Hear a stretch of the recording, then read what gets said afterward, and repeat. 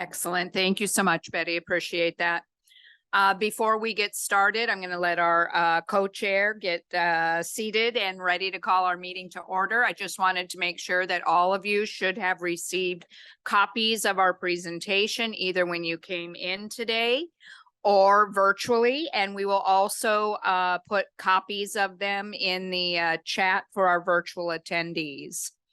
So at this time, I'm going to ask our co-chair, Ms. Mia Cooper, to call our meeting to order. Good evening, everyone. I'll call the meeting to order tonight at 5:31 p.m. Welcome.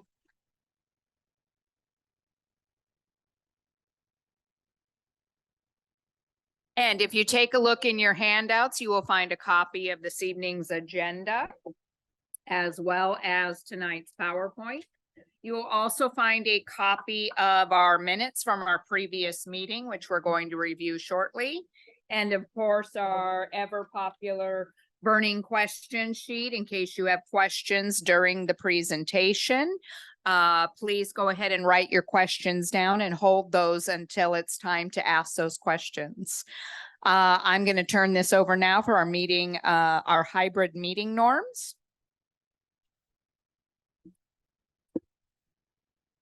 Good evening. Our hybrid meeting norms. In person, enter the meeting property to be engaged. Step in at the entrance table and make sure you sign in. Also, to ask a question, please use the burning question form and raise your hand. To motion or second a motion, raise your hand and state your first and last name. To vote, raise your hand until the count is completed. And we always want you to enjoy the meeting. In the virtual world, when you enter the virtual world, be prepared to be engaged. Type your first and last name and the school you are representing in the chat box for attendance. We want to make sure that your school get recognized of you being here. To ask a question, type the question in the chat box. To motion or second a motion, raise the virtual hand or unmute and state your first and last name. To vote, raise the virtual hand until the count is complete and enjoy the meeting. Anybody have any questions? I think we're good. Excellent. Thank you so much, Ms. Cooper. Appreciate that. And you will be using your hands quite a bit today because we have lots of voting going on. Next item on the agenda is roll call. We'll do that by our sign-in sheet here in the Board of Ed, as well as our virtual sign-in where you put your name and school in chat.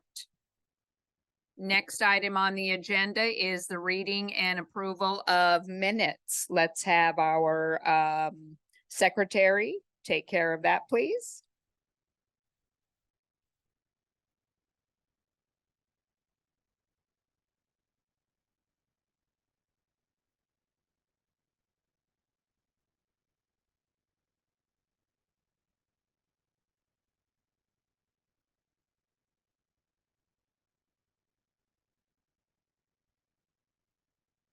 Vamos a repasar el acta para aprobar. I'm going to go ahead and take a couple of minutes to review the minutes from October 12th, 2023.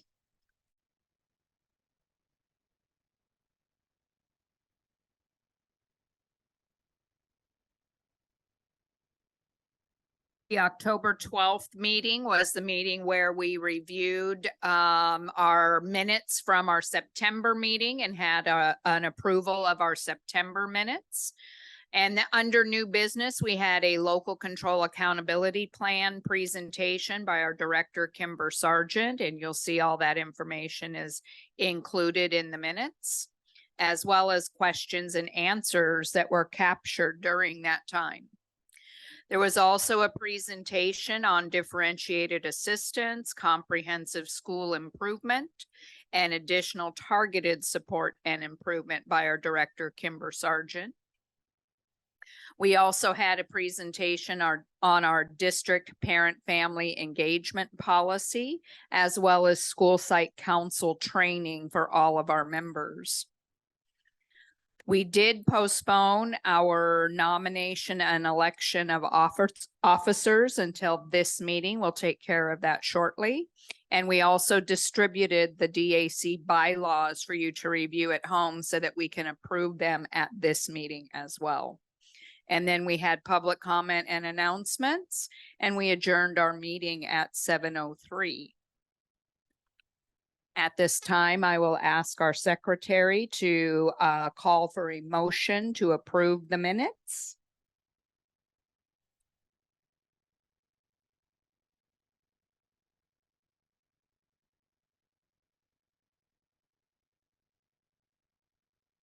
¿Hay alguien que quiera hacer la moción para aprobar el acta?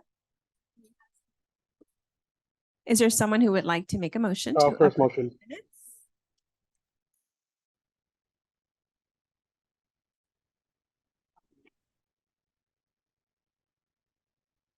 The person who made the motion, could you please state your name?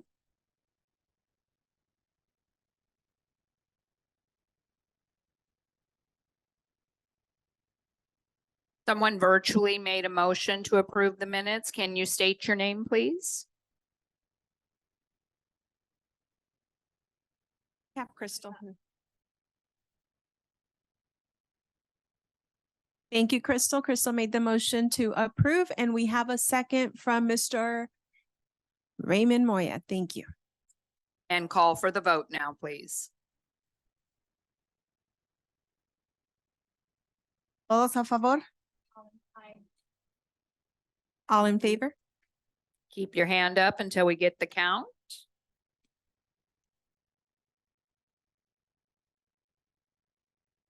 Any opposed? Any abstentions?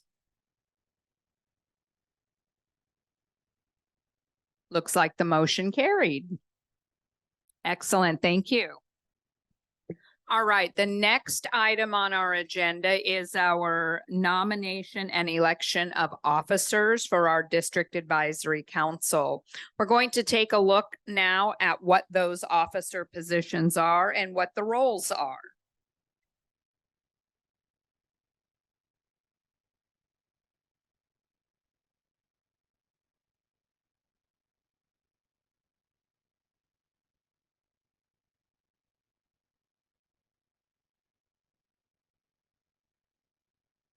The election of officers is done within our District Advisory Council meeting. Our DAC members nominate themselves or another DAC member as an officer position, into an officer position. DAC members second those nominations and vote for each officer position. Officers are elected by a show of hands. Our officers include co-chairs. We usually elect two people to share the responsibility of chairing our meetings here at the District Advisory Council. They preside at the meetings and they may sign letters, reports, and other communication required for our council. We also elect a vice chairperson who represents and assists the co-chairs in our council and with their assigned duties and substitutes for the co-chairs in their absence. Co-secretaries, we elect two people to help take the minutes along with the staff in our categorical programs department. And they assist in writing down things like the motions, the seconds, and then the amount of yays and nays on the votes. And then we have a parliamentarian who helps maintain the order of the council meetings and assists in adhering to our Robert's Rules of Order of following our agenda. So we, at this time, would like to entertain nominations for our co-chair position. You may elect, we are going to elect two people, so we are looking for at least two nominations. So if you are in the virtual world, you may raise your hand to nominate someone. If you're here in person, please line up at the microphone.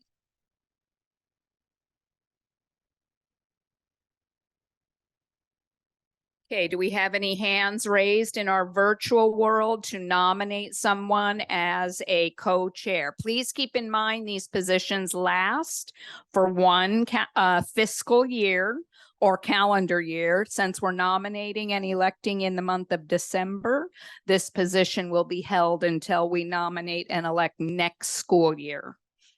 Cheryl, we do have Miss Elizabeth Cochran Benoit. She raised her hand. Excellent. Elizabeth, can you unmute and make a nomination? Yes, I would like to nominate Corinthia Williams. Excellent. Corinthia Williams is being nominated, and I believe Corinthia is here in person. I'm going to ask Corinthia, do you accept that nomination? Excellent. Please add her name to the ballot. Are there any other nominations? We need at least one more because we're looking for 2 co-chairs. In person, please. Raymond Moya, Highland Pacific Elementary. I'd like to nominate myself. Excellent. Then that means you accept your own nomination? Yes. Excellent. Please add Raymond Moya's name to the ballot. Tammy Jones, would you like to nominate yourself or someone else? Go ahead, please unmute yourself.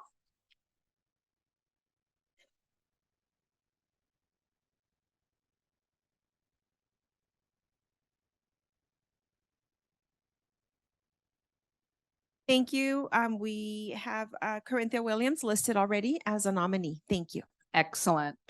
Any other nominations for co-chair? Here in person. I would like to nominate Ms. Mia Cooper. And am I allowed to nominate 2 people since there are 2 slots? Usually we nominate one person, but if there's someone else who would like to nominate a second person here in the audience, you might be interested in, and they are too, they can nominate them, but you nominate one person. Miss Mia Cooper. Okay, and we have Miss Mia Cooper, who is one of our current co-chairs. Miss Cooper, do you accept the nomination for co-chair?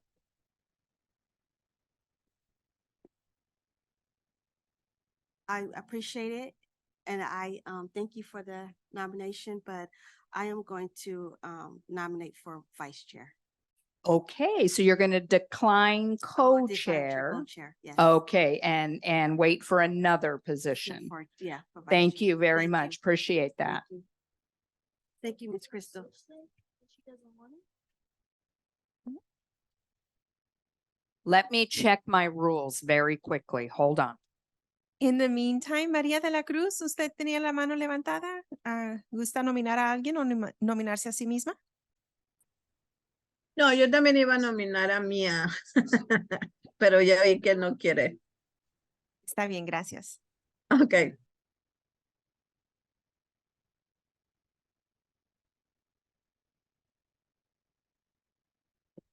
Going to our bylaws that we're going to approve tonight.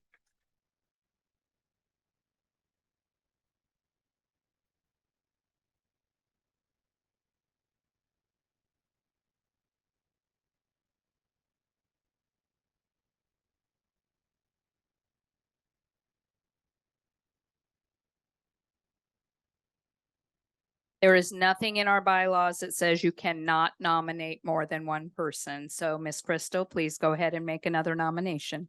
I would like to nominate Ms. Corinthia Williams. Excellent, Miss Williams. I believe you already accepted the nomination for co-chair. Is that correct? All right, so we're going to take votes here in just a minute. Thank you, Miss Crystal. Are there any other nominations for the co-chair position? There are no other online. Okay, at this time, I'm going to call for the vote. All those in favor, we only have 2 nominees, so I'm going to do a double vote right now, okay? If you are in favor of both people being elected as co-chair, please raise your hand. We can start with the in-person first, so we can do the count. Absolutely, in Thank you. person first. Hold that hand high.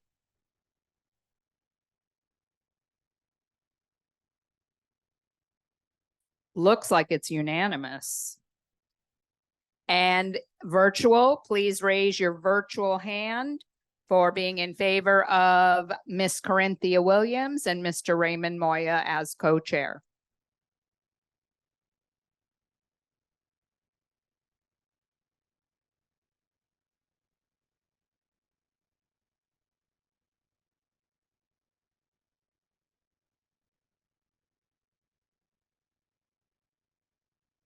I counted 13 online, if somebody would like to verify. Congratulations. Let's give Miss Williams and Mr. Moya a big hand. We will, just so everybody knows, we will be scheduling training in January for our newly elected officers. We'll host a training at the Professional Development Center. So you'll be fully prepared to take over your role at our January meeting. Okay, next item on the agenda, on our election process is nominating and electing a vice chair. That would be one position. So if you would like to nominate or nominate yourself as vice chair, if you're here in person, please go to the microphone, and virtual, please raise your hand. Mr. Moya. I would like to nominate Mia Cooper for vice chairman. Excellent. And Ms. Cooper is here. Ms. Cooper, do you accept the nomination as vice chair? Yes. Excellent. Please add her name to the ballot. Next in person, Ms. Scott. I would also like to nominate Miss Nia Cooper for vice chair. Excellent. Her name is on the ballot and she has accepted that nomination. Online, Lauren Vasquez, go ahead and unmute yourself. Hi, I wanted to nominate myself for vice chair. Perfect, thank you. Señora María de la Cruz. Yeah, myself. Okay, so right now we have Miss Mia Cooper nominated as vice chair. Sorry about that. Getting echo here. And who are other two candidates? Vasquez. Lauren Vasquez.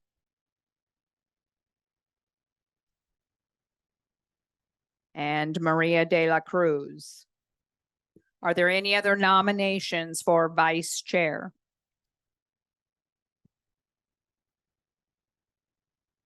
Any other virtual? All right, at this time, we are going to take the vote. There are 3 nominees. You will raise your hand when I call for the vote for each person that you would like to elect. You vote for one person. Okay, all those in favor of electing Mia Cooper as the vice chair, please raise your hand here in person first.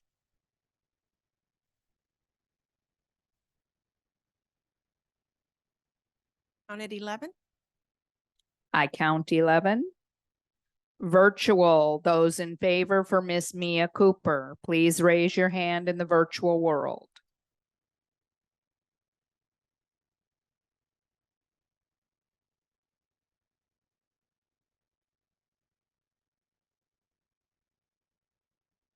I count 10.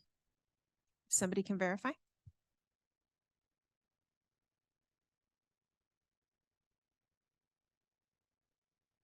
And correct. Excellent. That's for a total of 21. All those in favor of Miss Lauren Vasquez here in person, please raise your hand. And virtual. Those in favor of Miss Lauren Vasquez, please raise your hand. Sorry, if you can, if you raise your hand for Mia Cooper, if you can lower your hand. If you're unable to do that, I can start doing that for you Excellent, thank before you. we take the vote for her. Yes, please lower your hand and now we will vote virtually for Miss Lauren Vasquez.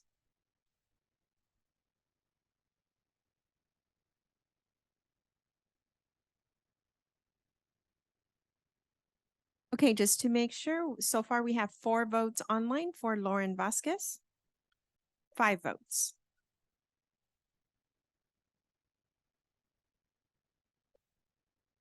Excellent. Thank you. Please lower your hand virtually. Okay, in person, all those in favor for Miss Maria de la Cruz, please raise your hand.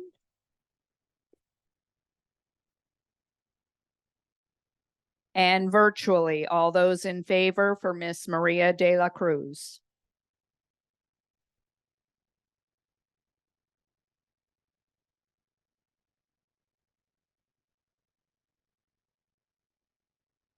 It looks like we have 4 votes online. Excellent. And now we have a total for Miss Cooper of 21 votes, Miss Lauren Vasquez, 5 votes. And Miss De La Cruz has a total of 4 votes. Let's give congratulations to Miss Mia Cooper as our newly elected vice chair.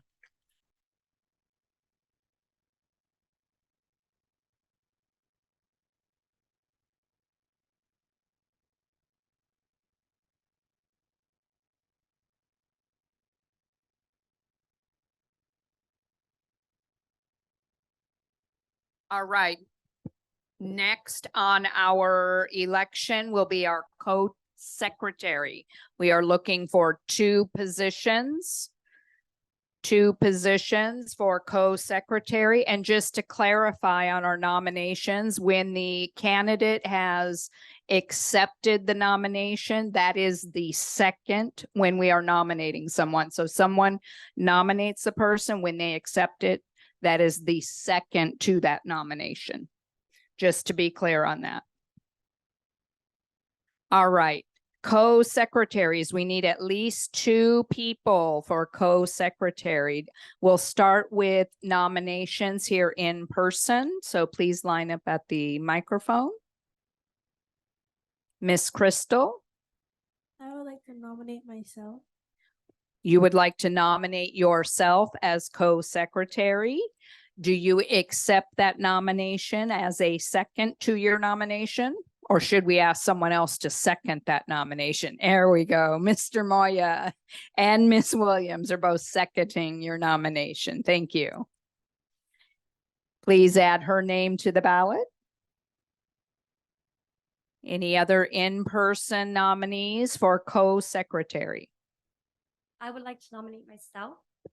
State your name, please. Crystal Lopez. Crystal Lopez is nominating herself as co-secretary. Do we have a second for that since she's nominating herself? Miss Williams and Miss Maria, last name. Thank you.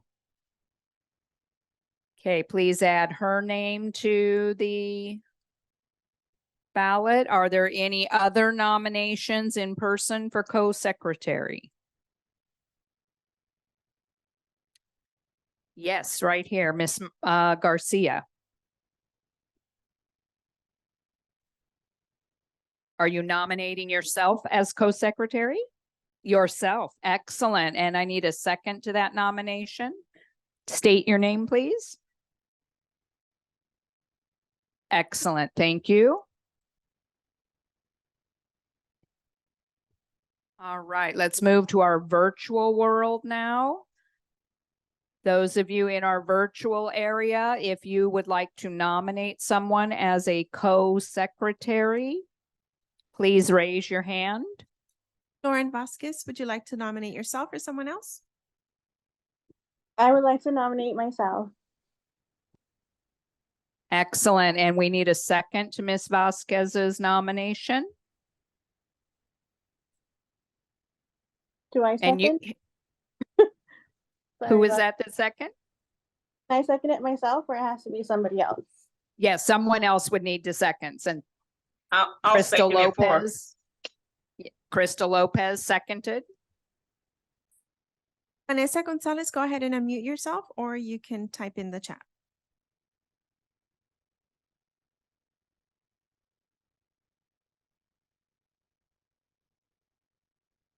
Any other nominations for co-secretary? Okay, we have 4 nominees for co-secretary. We have Crystal Scott, Crystal Lopez, Maria Garcia, and Lauren Vasquez. So you will be allowed to vote for 2 people. We'll take each person one at a time. All those in favor of Crystal Scott here in person being a co-secretary, please raise your hand. Keep those hands high while we get the count. I counted 9 in person. Excellent. Please lower your hand. All those in favor of Miss Crystal Scott in the virtual world, please raise your hand.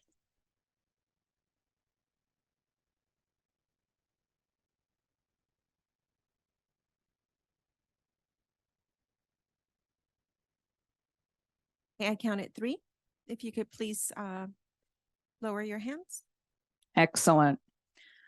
Next is Crystal Lopez. All those in favor of Crystal Lopez, please raise your hand here in person.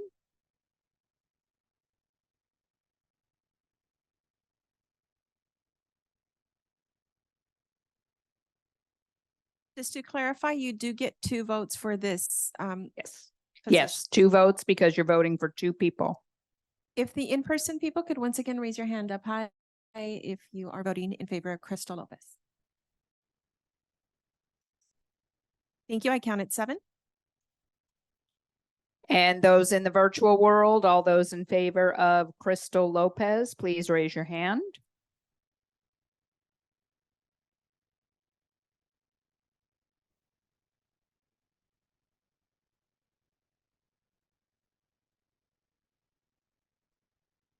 I'm counting 9.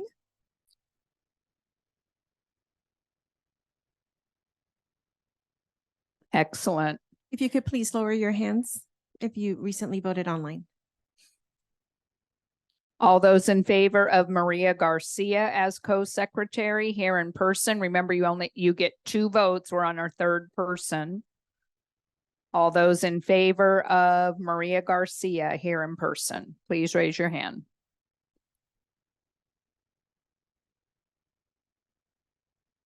Six in person. Thank you. And virtual, all those in favor of Maria Garcia.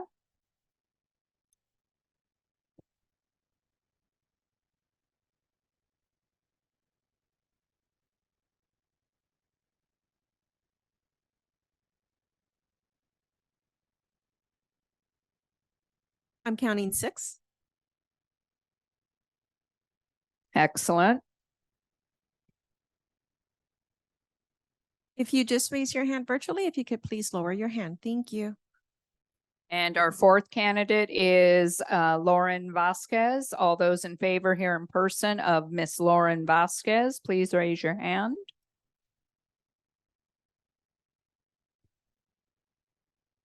Three in person.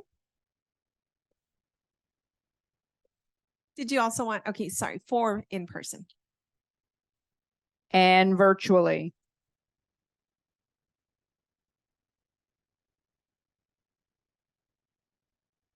If you are in favor of Miss Lauren Vasquez virtually, please raise your hand.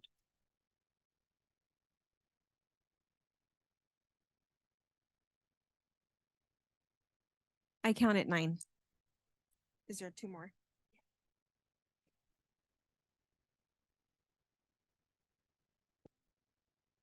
All right, so let's see our grand totals. We are electing 2 co-chairs, those with the highest amount of votes.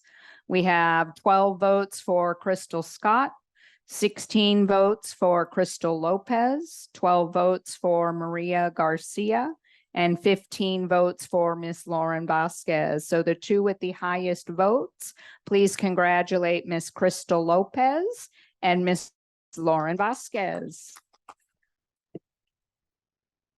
Excellent. And last but not least, our parliamentarian. We elect 1 parliamentarian, and that's the person who helps keep us on track with our agenda and follow our rules. If you are interested in nominating yourself or another person for parliamentarian here in person, please line up at the microphone. Okay, Ms. Williams, nomination for parliamentarian? Yes, I would like to nominate Crystal Scott. I believe in our youth standing in and taking ownership, and this is definitely a time. Crystal Scott. All right, Miss Crystal Scott has one nomination. Miss Scott, do you accept that nomination by being the second one to nominate yourself? Excellent. That was a yes. Please add her name to the ballot. Any other nominees here in person for parliamentarian?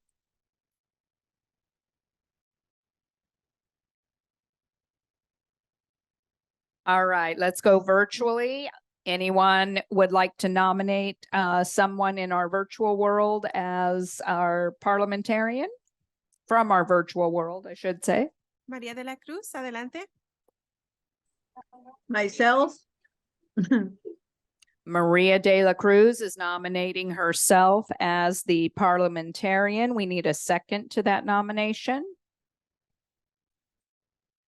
I see Second. Miss Crystal Scott's hand raised high here to second that nomination. Any other nominations for parliamentarian? Lauren, go ahead, online. I wanted to second the nomination for Maria de la Cruz. Thank you. Excellent. Thank you so much. Any other nominations for parliamentarian? Okay, it's time to take the vote here in person.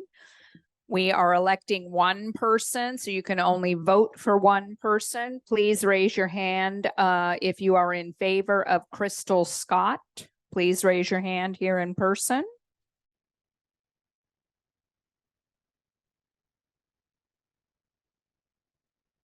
Ten in person.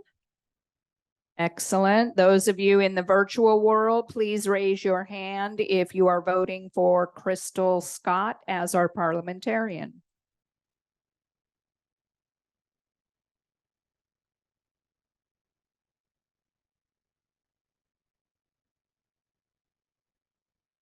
It's showing 9 participants.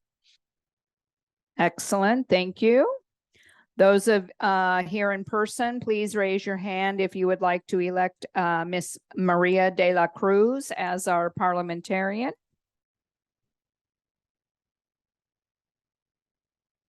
Five in person.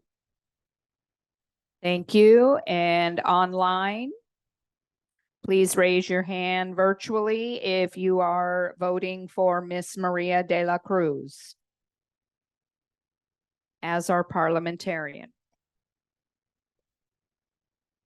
7 online. And let's take a look at our totals.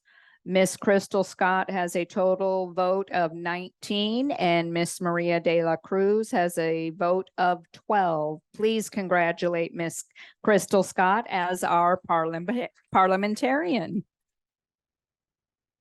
Excellent. Thank you so much. And before we move on to our next item on the agenda, I would like to thank each and every one of our current members who have been serving as our elected board, our co-chairs, our secretary, our parliamentarian. We appreciate all of your hard work this past year, and we look forward to seeing you at our future meetings. Please give them all a big round of applause.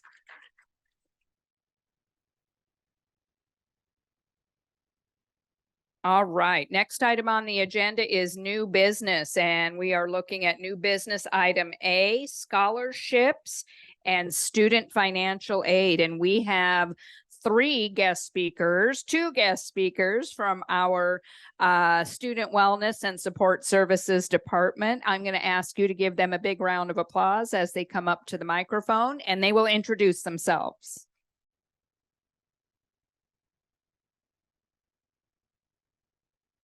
Good evening. I'm a little taller.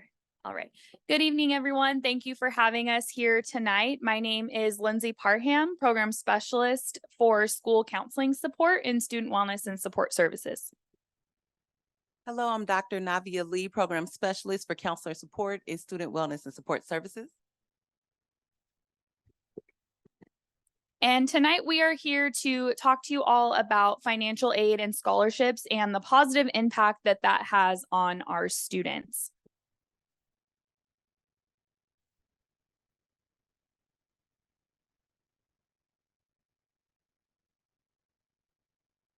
Okay, perfect. Perfect. All right, so within our district, one of our main goals is for our graduating class to exit our district college and career ready. And one of the ways to help them achieve their post-secondary goals is by working with them while they're in high school, so that they can gain that financial literacy that they need in order to plan and prepare for what comes next for them in their futures.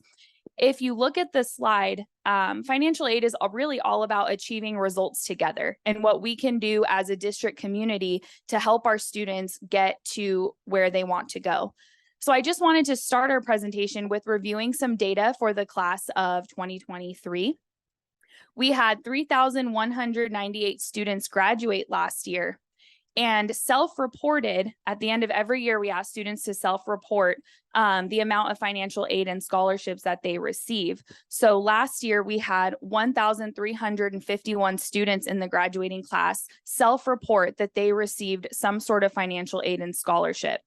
And this includes monies that they obtained through filling out their FAFSA, getting Cal Grants, scholarships. And that total, as a community, we helped our students receive $9,213,680. So that is a lot of money that we got towards our students just through educating and assisting them through the financial aid process. So tonight we're going to hopefully educate you all a little bit more about what that process looks like for our students and how we can work together as community partners to help our students reach their post-secondary goals.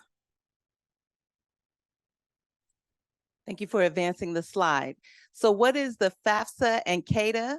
FAFSA stands for the Free Application for Federal Student Aid, and the CADA stands for the California Dream Act application. You'll see that the FAFSA is for students who are U.S. citizens, permanent residents, have a T visa holder, RT visa holders, or other eligible non-citizen. And also, we refer to the FAFSA and the CADA because they're similar, both from the California Student Aid Commission. The CADA is for students who are undocumented with or without DACA status. They have temporary protected status, or they're a U visa holder. Thank you. So the benefits of the CADA, as Ms. Parham shared, we definitely have to make a community effort if we want to get students to submit their financial aid. Based on the numbers that she reported, we have about 40% of our students who actually reported that they received aid. A part of how we can move to getting all of our students to receive aid is completing this application. So the benefits of the FAFSA CADA, as of the class of 2022, there was the Assembly Bill 469, and it is hyperlinked on the slide deck. You can refer to that. That stated that we want to get all of our students to complete the FAFSA before they graduate high school. Without doing that, during that year, we had $550 million that was left by California students because they did not exercise their right to get free aid. And this is the way that we are going about doing that. A couple of the other bulleted points. Education of financial literacy is a benefit of completing the FAFSA CADA. So our students can learn how money works, what is required for them to go to college, post-secondary options. They can find out how funding for higher education. Today, what we're sharing is a broad overview because we don't have a lot of time, but you can reach out to your school sites for more information. Consideration for federal and state grants. Students will not be considered for those grants if they do not complete the application. So this is the first step. They'll be eligible for scholarships. A lot of scholarships at colleges and universities want students to have completed the FAFSA or CADA, and then an increased option for post-secondary planning. So this gives them the maximum amount of opportunities to be able to receive that free money. So there are 3 types of financial aid that we're highlighting today. Grants, which is money that you do not have to pay back. That's what everybody wants, right? So the best way to get those is to keep your GPA up. It's financial aid that generally doesn't have to be repaid. Loans, borrowed money for college and career school. Your loans must be repaid with interest. And then work study. That's a federal work program through which undergraduate and graduate students at participating schools earn money to help pay for school. Next slide. And so these are just some next steps, specifically for the class of 2024, who will be our first graduating class that can take advantage following our time together today. If you have any seniors, if you know any seniors, please encourage them to submit the FAFSA or the CADA. You can visit the website. As I mentioned, there are several links. It opens December 31st. So the last day of this month, we've been anxiously awaiting for the application to open. So we understand that it will be open December 31st. The priority deadline is April 2nd. What we mean by priority is the first ones who submit their application will have their package processed. Anyone that comes in after will basically be operating on what has already been, hasn't been determined. So you want to be one of the first ones to ask for aid to determine where it is that you want to go as part of your application. For more information, as I mentioned, you can visit your school site, your college and career readiness teacher, or your school counselor as a point of contact. And I've hyperlinked each of the platforms there that's represented by the icon, so you can follow on social media to get updates.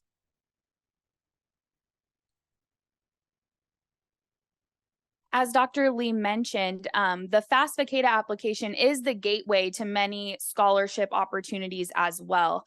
So before we move on to what these types of scholarships look like, in respect to FAFSA CADA, I just wanted to let everyone know across the district, your high schools do put on FAFSA CADA workshops where they have people from higher education come in and work with families to be ordered to fill out that application successfully.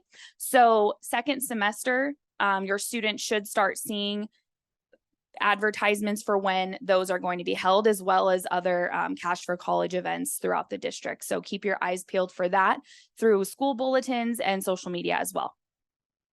In terms of scholarships, there are a few different types of scholarships that I wanted to make you aware of. First, there are academic scholarships that are awarded by the college. So when the students fill out their financial aid application, one thing they have to do is they have to list the colleges that they are hoping to attend in the order of priority that they would like to go to. So it's really important that when the students fill out that application, they're realistic about which college or university they actually plan on attending, because that has to do with what will be awarded by that institution. So there'll be some monies that come from the federal government, but there also can be monies awarded in terms of merit-based scholarships that are coming directly from the college and university to the student. There's also athletic scholarships available for students. Many students within our district have gone to college off of academic, either full rides or partial rides. The best way to get students prepared for those is taking the rigorous courses, monitoring their GPA, making sure that they are achieving and meeting those A through G requirements, but working with their coaches as well to get them exposure and making sure that they're meeting the NCAA requirements, because not only do they have to be recruited, but they have to meet both the NCAA requirements and the A through G requirements of the college that they hope to attend. The second type of scholarship I would like to go over are the scholarships available through the school district. So we have the Making Hope Happen Foundation that provides scholarships to our students on a yearly basis. And we also have the San Bernardino Community Scholarship Association, which is a major scholarship entity within the district as well. Non-district scholarships, so those would be scholarships not part of those two organizations, but I was a former scholarship counselor and I would get my inbox flooded with scholarship opportunities. So then my job would be to manage the scholarship list for my school site, post in the bulletin and post online non-district opportunities, but opportunities that are there. And that is the role of the scholarship counselor as well. We comb through the data, we advertise opportunities, and we try to match students for what they qualify. And the last type of scholarship, or ways to access scholarships rather, would be through scholarship search engines. There are several, for example, Going Merry or FastWeb, that are really great for searching scholarships that your students and any student across the district can apply for should they meet the criteria. Next slide, please. So because we are operating within the realm of the district, I just wanted to provide you a little bit more information on the Making Hope Happen Foundation. So this is an organization within our community that supports the educational mission of San Bernardino City Unified School District, finding that hope is the primary driver of personal motivation and community change. So that is their mission and vision, is to widespread that idea and belief throughout the community. The Making Hope Happen Foundation provides $3,000 scholarships to their recipients, and they also match them with a college mentor that they can work with throughout their college journey. It is an online application through their database, and it's going to open in January of 2024. So in January, each site will be given little postcards and informational packets about how to access the scholarship, but it is a great opportunity. And this is an organization that donates a lot of money year after year to our students. And it's not merit-based. The GPA requirement is as low as a 2.0, and they really look at the student as a whole child when determining who is the best fit recipient to invest in for future opportunities. Next slide, please.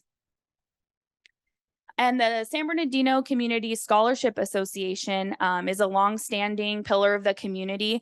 This association works with over 65 community donors that donate scholarship funds to our students year after year. They partner directly with the scholarship counselors at each of our sites. And the scholarship donors and the scholarship counselors, they work together to identify students that meet their criteria, set up interviews for them, and they partner through the selection process to get the students as much aid as possible. And I just want to highlight that last year, this association contributed $261,705 to the graduating class of 2023. So Making Hope Happen and the San Bernardino Community Scholarship Association, they make a big difference. So my hope is that by increasing your awareness and exposure, you can motivate and encourage your students to seek out those opportunities so that they can get the highest aid possible. And the first way you do that is by having students complete their senior portfolio. That is a project they start working on in their earlier years of high school, and it's a culminating project of the senior year. But that senior portfolio has all of the pieces necessary that many scholarship applications ask for. So by completing a strong senior portfolio, the students have a better chance of accessing and being competitive for those scholarships. Next slide, please.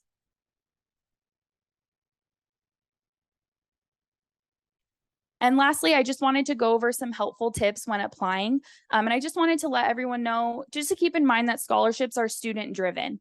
The staff within our schools is great about helping match students to opportunities and advertise, but it is the student that has to fill out the application and has to perform well in the interview. So we can provide them the tools to get ready, but it's the students that have to seek out and follow through to make it happen for them, with the counselor and school supporting them along the way.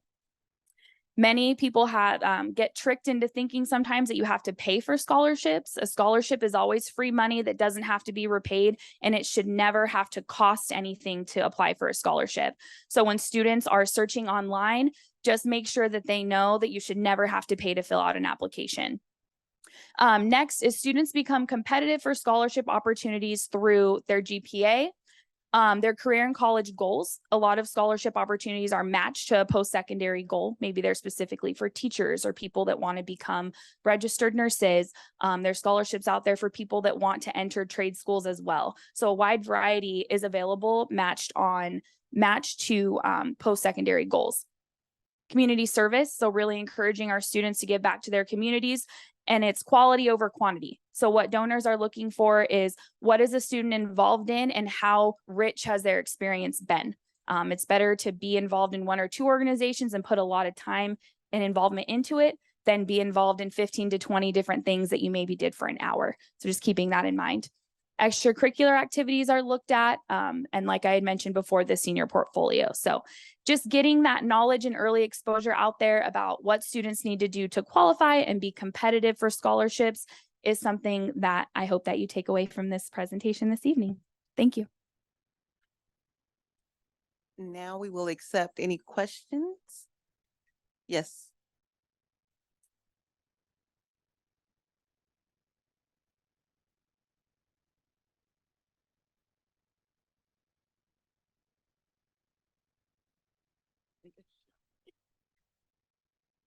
Corinthia Williams, Norton Elementary. My question is on the FAFSA. When you're filling out the FAFSA, does that automatically put me into all of these grants, federal and state, or do I have to go through and put in which ones I would like to do? Or does it pick it for me? So it does determine what your eligibility is based on GPA. So for a Cal grant and then any federal Pell Grant, you are eligible for it once you completely submit the FAFSA. So the student has a portion, and then what's called their contributor, which is most often their parent or caregiver, has a portion. Once they both complete theirs, then yes, they will be eligible for the state and the federal funds. When that's because actually you raised conscious to me with the parents. It's something I'm aware, but a lot of parents aren't. How does that work as far as my parents' income? Does that affect my earnings that I could receive, my awards that I could get from the FAFSA? Yes, and recently with the update to the FAFSA CADA, there have been some adjustments with how they look at the contributor's income. So yes, you are granted aid based on what the income is of the contributor. Thank you. Raymond Moya, Highland Pacific Elementary. I've been focusing on I don't know if it's a grant or a scholarship, but have you heard of Cal Kids ORG? I believe so. It's about like a $500 seed grant is what I believe it is. For And it's elementary students when they're all K, primary? or 3rd through 12. Okay. And it's $500, and it's like a seed grant that accrues interest. And it's available to all low-income individuals in the state of California. And I believe you can use that money to attend any Cal State or university in the state of California. And I don't know if that's something you guys are looking into, or you should be looking into it 100%. You should be pushing that all through third grade through 12.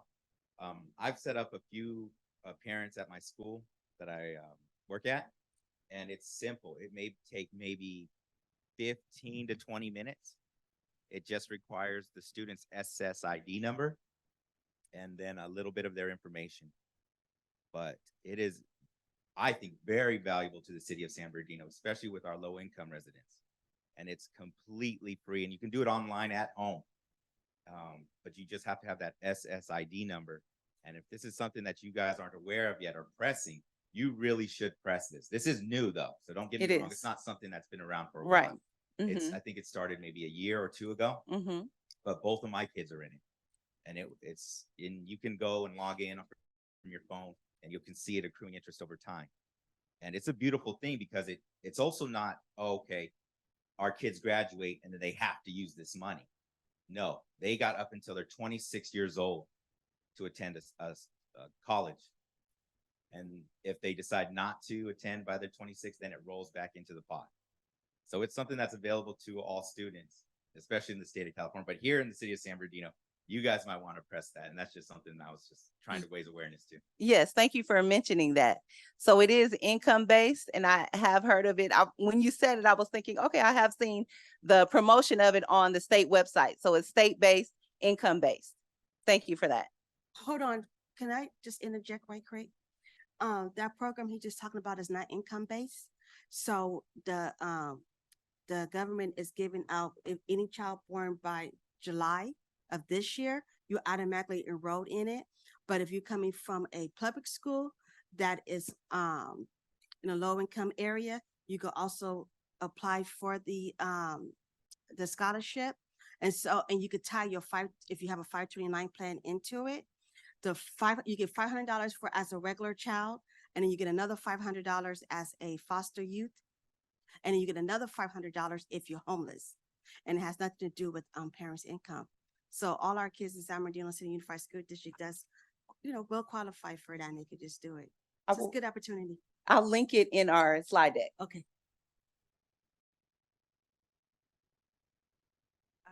Buenas tardes. Mi pregunta es sobre mi pregunta es sobre la ley soñadores. Los estudiantes que no tienen documentos, que son ilegales, que no tienen un Dreamer o un DACA, ¿también pueden aplicar para las becas? Yes, so the California Dream Act would be for students who don't have citizenship.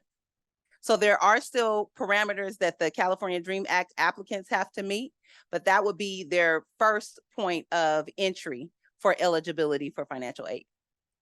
Aunque también para becas privadas o cualquier otro tipo de becas.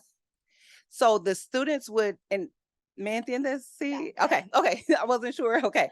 The students would complete the CADA, and then any scholarships that are around would make the determination of whether, like Ms. Parham mentioned, if it's based on their academic performance, their GPA, if it's based on their community involvement, all of those criteria. Anyone can determine that they want to give scholarship money, but the FAFSA and the CADA is the entry point that gets you the easiest access for that. Okay, thank you. Mhm. Sorry, if we can have you come back, Miss, si puede regresar y repetir las preguntas para yo traducirlas, o Álvaro, que está aquí con el micrófono, también está aquí para servirnos. I heard the question. So the question was, she said, good evening. I'd like to ask about the Dream Act. Those who has, the Dream Acts are able to apply, but what about those who are undocumented? That was the question.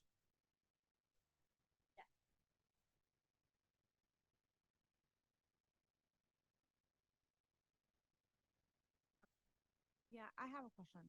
My son graduated from Berkeley in June. And he was awarded one scholarship for $3,000, but they took it away because he decided to go UCR instead of Cal State. Is that scholarship was taken away because they want the money to spend here in San Bernardino County, not UCR, not Riverside County? So as I mentioned, everyone can make the qualifications that they want for the scholarship. Do you know the name? What organization gave it to him? No. And they said, oh, I'm sorry, I have taken away because you going to UCR, not Cal State. So But he earned it. I mean, most often scholarships will determine we want to give this amount to students that are attending either this school or for this major, or they determine what the parameters are. And so it will be important that students are aware of whatever those restrictions are. And if they have questions, they can come to their counselor to help them sift through what exactly it is that they're looking for. do you have any other websites that he can apply, that he can continue to apply for scholarships even though he's already in UCR right now? I would say FastWeb is the first one that comes to mind. I would also say to follow those social media channels for California, or even just go to the California Department of Education website or the California Student Aid Commission website, which are linked in the slide deck. And then they may have some scholarship opportunities as well. Mhm. And just to add, there's also opportunities through the college that he's attending. So on the school's website for all of the colleges and universities, there is a link to a financial aid page. So there should be available scholarships depending on major or criteria, but that are offered specifically through the college. And just to speak to your first question as well, a lot of times what scholarship donors will do was they have some sort of verification process to verify that you are in school, that you are going the place that you said you were going, and that you are, it could be in the major you said, or that you're enrolled full time, because some scholarships do have those specifications that it's specifically for 4-year bound students, or it's specifically for 2-year bound students, or it's specifically for trade schools. So before they give out the money to the students and send the checks or deposit the funds, they usually find some way to verify that the students are where they said they were going to be, which made them eligible for their scholarship. So I would just be careful when accepting, just making sure, as Dr. Lee said, that as a family you're informed, because a lot of times we will accept scholarships prior to making that college decision day. So just making sure that whatever we accept is in alignment with the choice of where we're going to school. And then another thing, I thought about this as you mentioned, students will have to complete the FAFSA every year. So that's something that even once you get a scholarship opportunity, they completed their senior year, they're going to have to do it every year that they're in school. Thank you. That was wonderful information. Thank you so much to our Swiss department. Let's give them a great big hand, please. And just before we move on to our next presentation with Dr. Marlene Bikendova, I do want to mention that it's a little difficult in the virtual world for people to hear in the virtual world if we're not really close to the microphone. Okay, so if you go up to ask a question, please speak real clearly into the microphone. All right, next item on the agenda is Dr. Marlene Bikendova, who's going to give two presentations, one on student attendance and one on bullying prevention and intervention. Let's give her a great big hand, please. Thank you so much. Good evening, everyone. So tonight we are talking briefly about attendance, but we do have some great news. We are going to share some data. So I will share that I've been in positive youth development for 5 years, and 2 years in is when the COVID closures happened and we went to distance learning. And when we returned from distance learning, attendance has just completely changed. And across the nation, attendance, chronic absenteeism went up 50% for pretty much everybody. And it's been a difficult road, but I'm happy to say that San Bernardino is leading the way in coming back and improving our chronic absenteeism. So if you hang with us in a few moments, we'll be able to share that data. So with that, let's go through and share our learning targets for tonight. So briefly, we are going to have parents understand the attendance procedures and just basic expectations. These are things we want to share because it helps improve attendance in our district. And then we also want you to know what to do to help your children succeed in school in terms of attendance. So with that, I'm going to have one of our absolute experts in, I would say she's incredibly passionate about attendance and all the things she does at work. So we appreciate her very much. But I'm going to have Brenda Chow share some of our information for you. Good evening. Thank you. Let me know if this is close enough for the virtual world. Well, thank you. I'm going to go back one of the slides just so that we can share who our team is at Positive Youth Development. So if I can go that one. Perfect. Thank you. So just a little quick introduction of our attendance team. We are under the direction of Dr. Marlene Bikendova. There are actually 8 of us in PYD. We called our department short PYD. There are 8 of us that actually work every day with attendance, and that is reviewing data, reviewing reports, but most importantly, actually talking to the families and making contact with students. And we're going to show you what that looks like. There are 5 specialists, myself is included. We have Ms. Brisera Argueta, myself, Brenda, Mr. David Barnett, Erica Flores, and Maura Vallejo. And between all of us, we assist all of our school sites with questions, anything regarding attendance, and also we facilitate those attendance meetings. So our district has a school attendance review board. We call it the SARB. And we are the 5 facilitators for those meetings. So we are the specialists meeting with those families, hearing the parents and hearing the students, and kind of like educating everyone about the importance of everyday school attendance. We also have three attendance assistants. They are Lucy Baez, Adrian Islas, and Miss Leticia Salas, and they're usually always out in the community. So if you are a parent, you might have already met one of them. They do conduct home visits, and I'll let you know how the process is as we go on the presentation. So we can go back to the slide where the next one, please. There we go. So one of the things that we also discovered coming back right after distance learning is the importance of having the best records available in our system for our data. So one of those was we want to make sure that all the parents are aware that there are certain codes, attendance codes, all of our school sites are required to enter in the system. That means that absences are clear. So that way we can report the correct data to the state.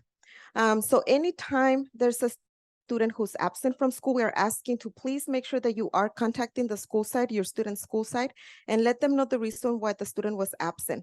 This way we can record if the absent was excused and the reason. Sometimes there's doctor notes, and we can actually record those absences as doctor excused. It is important to do so within 5 days of the absences. Unfortunately, our system will lock after the 5th day the student was absent, and then our clerks at the school sites won't be able to go back and update those codes. So we don't want to mark your student unexcused when in reality there was a legitimate reason why they were absent from school. So please keep that in mind. If we can go to the next slide, please. There are also two types of absences, and all of this is procedures that we are given from the state of California. So every single school district here in California follows the same protocols. And we want to let you know what we do with that information that you give us. So whenever your student is absent and you're calling us and you're letting us know, hey, my student was absent due to having a doctor's appointment or they were not feeling well, there's a code that we enter in the system. And we excuse the absences based on the following reasons. The students are excused from school when they are sick. Of course, if they're not feeling well, especially if the doctor is saying they need to stay home, then more than likely they'll give you a doctor note and the absent is excused. If the student has to attend a medical, a dental, or even a vision appointment, that time that they're out of the classroom is also excused. Keep in mind that nowadays we also understand that students are going probably to see a therapist. We know that there was a lot of students that develop anxiety during distance learning, so we know that those appointments are also happening. Those type of absences, those type of doctor appointments are also excused. If the students have to appear to court, it's usually not very common in elementary age students. However, there are some times in our middle schools or high schools where students are required to attend any type of court hearing. They are excused to go and attend those hearings. If there is a funeral, unfortunately, we know that there are sometimes when our students have to be absent when they are attending a funeral service. And there are certain criteria for those absences. For example, if the funeral services are here in California, they can be excused for 1 day to attend those services. If the services are outside the state of California, they are excused for up to 3 days. We understand that some of those losses are very hard on some of our students. So there are additional days that can be granted if they are needing additional grieving days.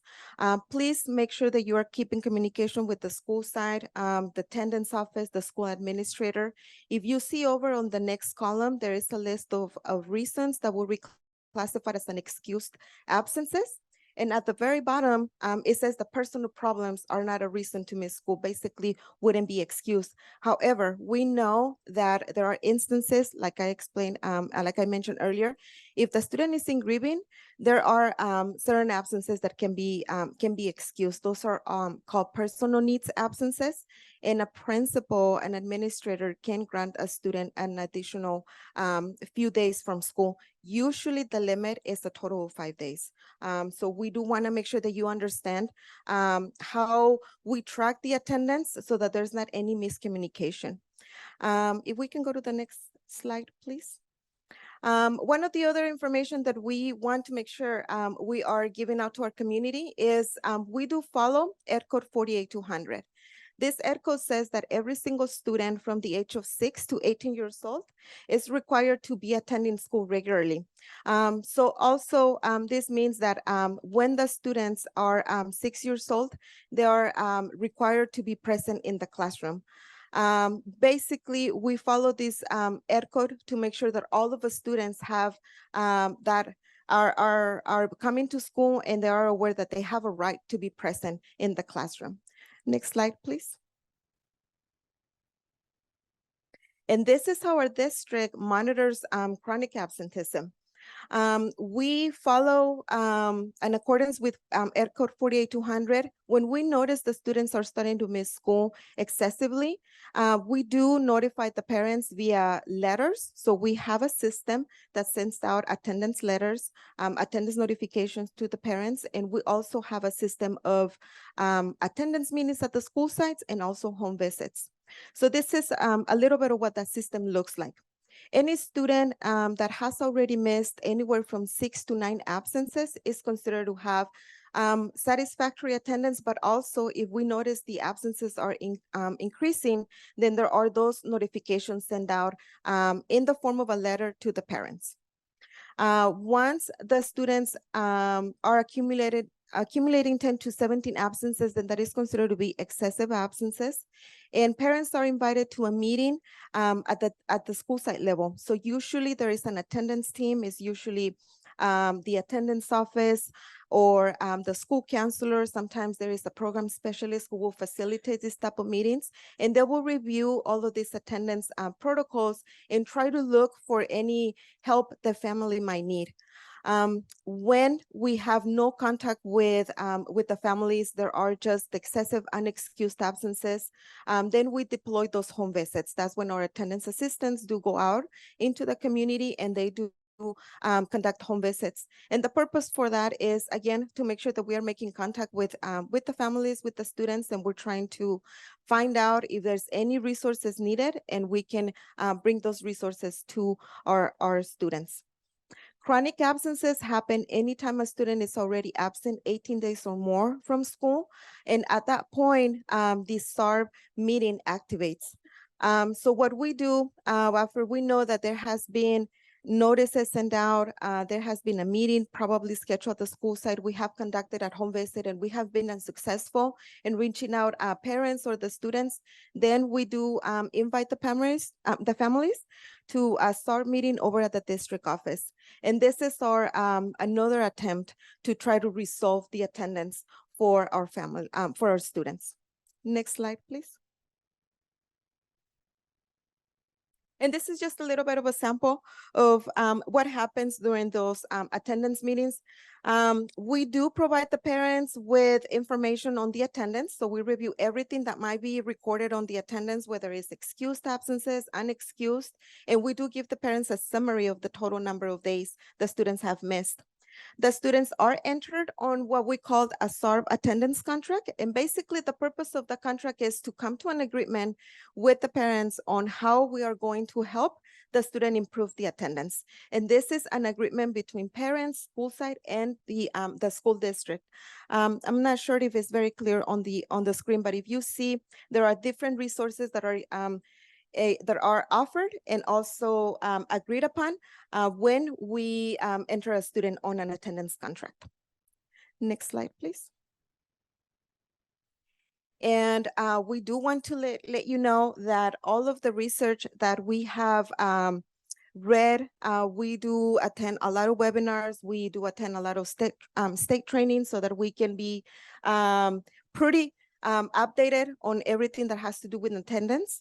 All of the research has shown that students that are successful at school, they don't miss no more than 5 days of school. So basically they have 0 to 5 absences through the entire school year.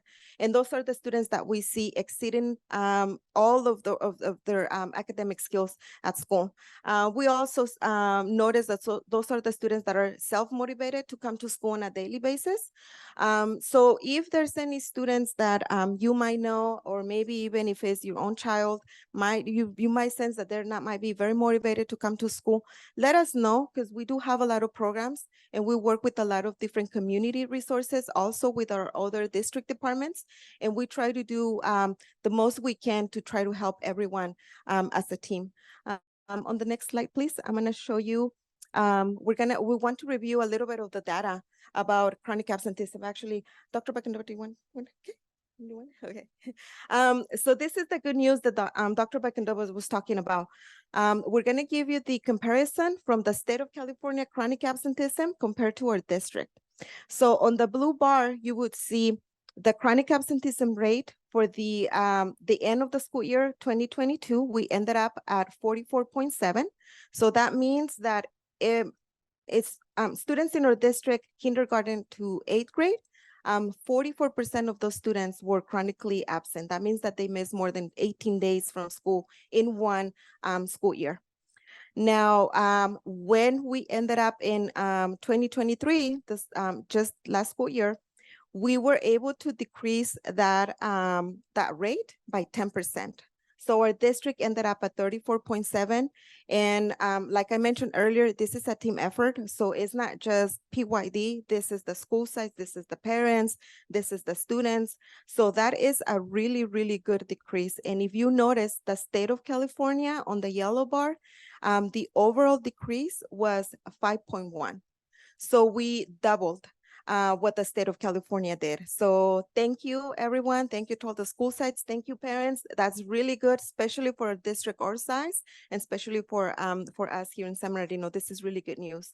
But I'm sorry, you could just go back one more. Just to quickly review the middle line where you say where you see K through 12, that's the overall district rate, counting every single grade, kindergarten to 12th grade. So I just wanted to explain what that difference means in case anybody's looking at the graph and I didn't review that line. We can go to the next slide now.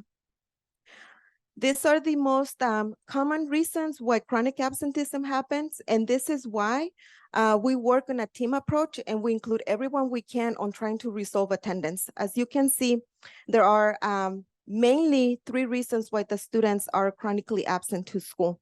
It could be because either there is a barrier, there's an aversion, or they just don't know how important school is. And what that looks like is whenever there's a barrier, that means the student is unable to go to come to school. That could be that there's no transportation, they have severe health issues, or there is no a safe path to go to school. And sometimes it could be something as simple as not having clean clothes. It might sound simple, but for a student, that's a big deal. So this is when we rely a lot on our community members, on our school sites, on the district to try to resolve these barriers. Aversions, this is basically when the students are refusing to come to school, and it could be different reasons. It could be because they are struggling academically. It could be a case of bullying. It could be that they sense there is a poor school climate and they're not very encouraged to come to school, or they feel disengaged. So again, this is another team effort. So everything that all of our school sites are doing to improve the school climate and to try to meet with those students and try to find out what's going on, then this is what would help encourage the students come to school. And then some of the myths that we know are common around attendance is, for example, sometimes we tend to believe that attendance is not as important in elementary, especially in the early grades, because they're kids are small, especially in kindergarten. Maybe there's not much going on. But we have shown, and that the research has also shown that when we have good, healthy attendance habits, even starting as early as kindergarten, those carry on later on for middle school and high school.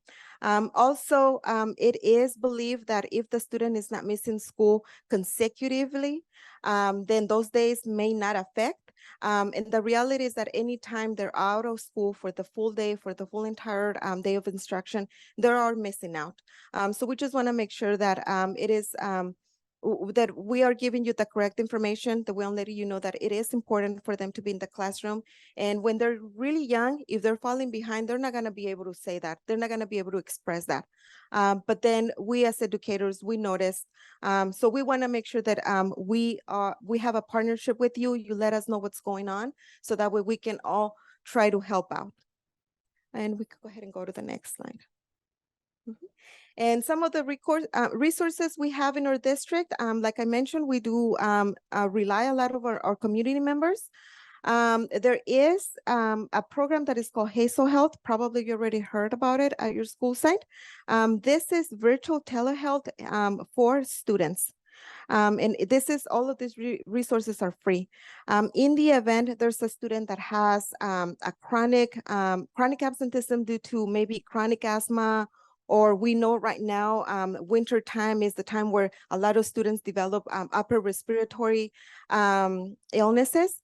We do have another resource that is called the Red Mobile, and this is in collaboration with the San Bernardino County.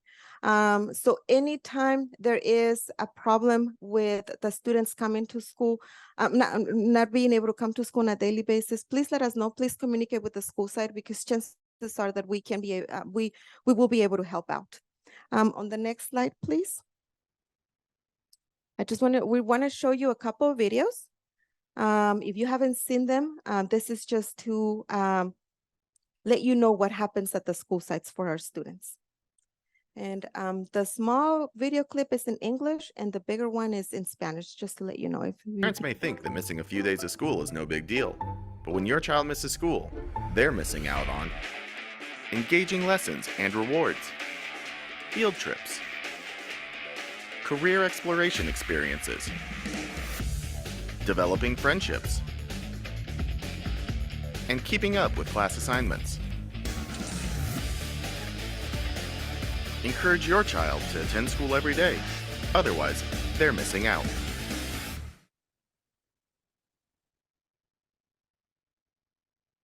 Yeah, and then... Yes. Padres creen que no importa faltar unos días a clases, pero cuando sus hijos faltan a clases se pierden de interesantes lecciones y premios, excursiones, exploración de carreras, forjar amistades y estar al día con trabajos escolares. Animen a sus hijos a asistir a clases cada día, si no, pierden de oportunidades. Padres creen que no importa faltar unos días a clases, pero Parents may think that missing a few days of cuando school sus is no padres big creen deal, que no but importa when your faltar days of unos school días is a clases, pero cuando sus hijos faltan a clases se pierden de I think it's just one more Interes- slide and that'll be all.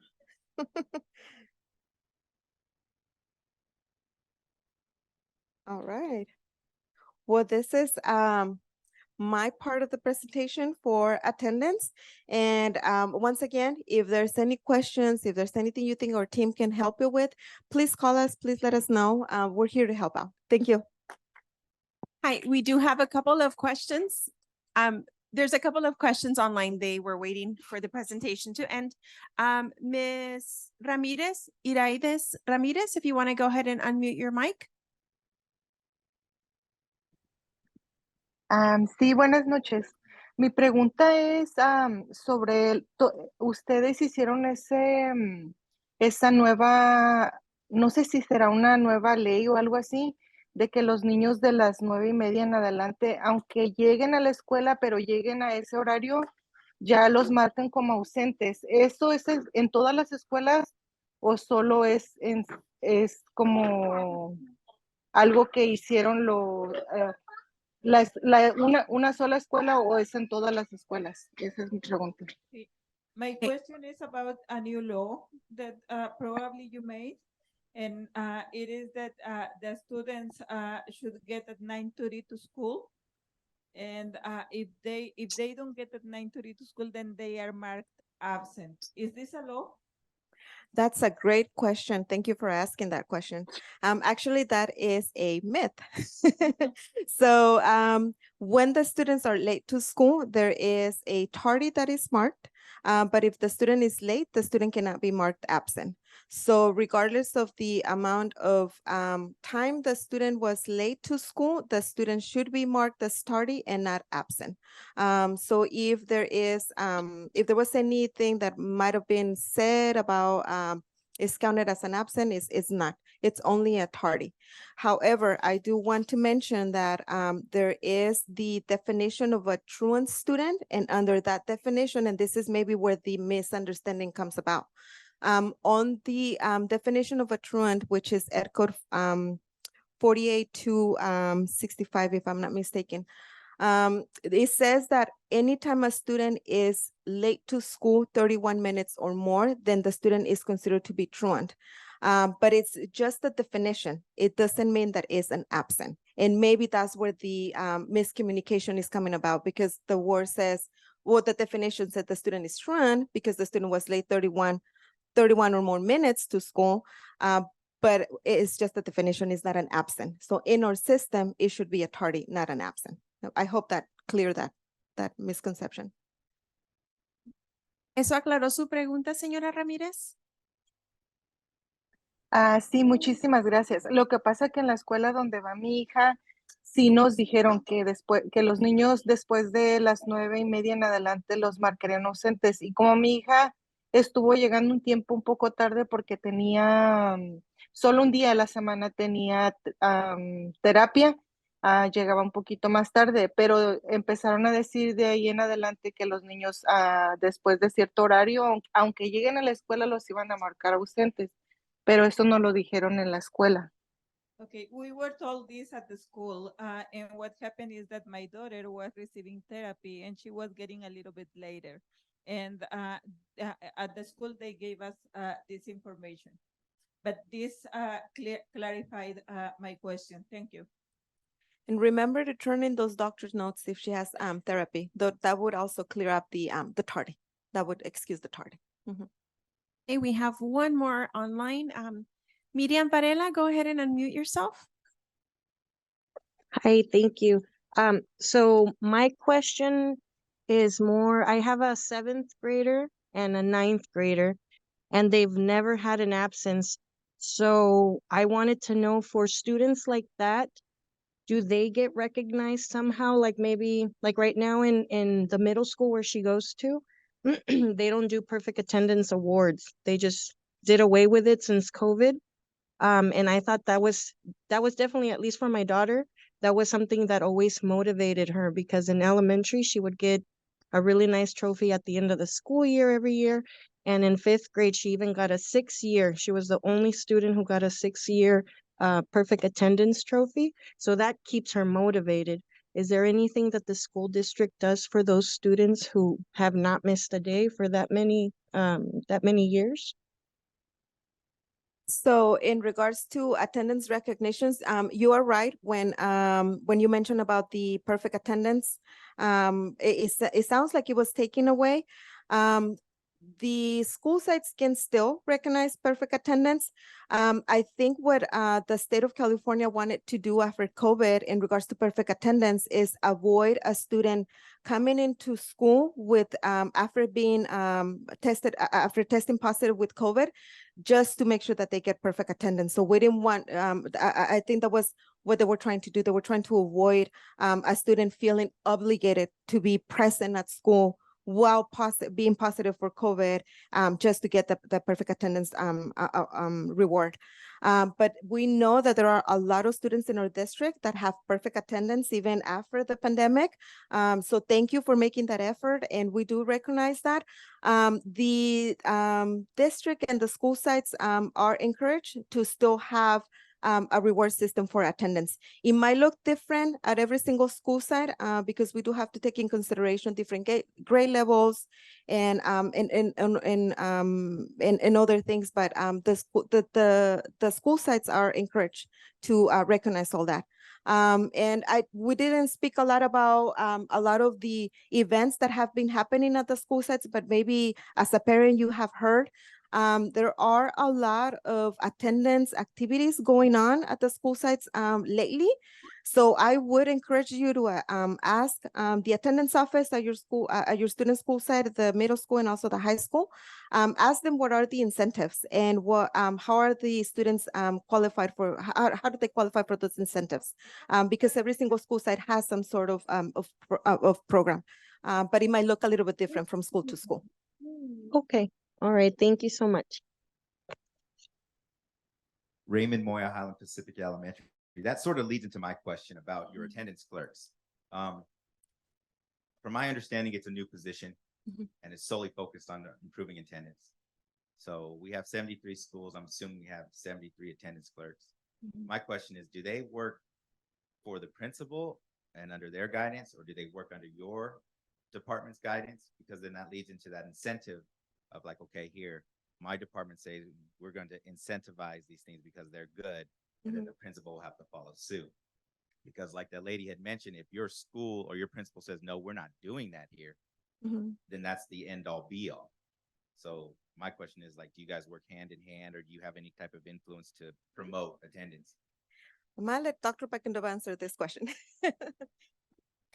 Yeah, we want every school site recognizing outstanding attendance. So when you recognize outstanding attendance, what we'd like them to do is say, hey, you know, you guys have amazing attendance. You might have gotten COVID once, you were gone 2 days. We're still going to recognize you for amazing attendance because that would be a good employee one day.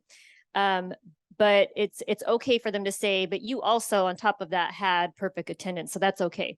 Now, how do they get their categories? It really is up to the school site, but we meet with the attendance assistants and all the attendance clerks from all the different school sites on like every week right now. And what we do is show them best practices. Here's what's working at this school site. When I present for the principals in the room too, we also share those best practices as well.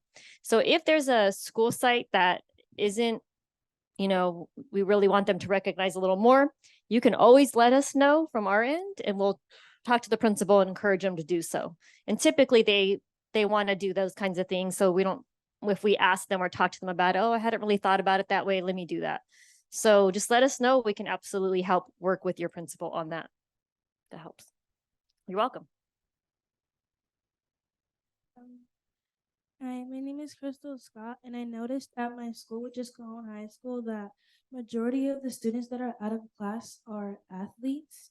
And the reason for this could be that CIF only requires them to have a 2.0 GPA and not good attendance.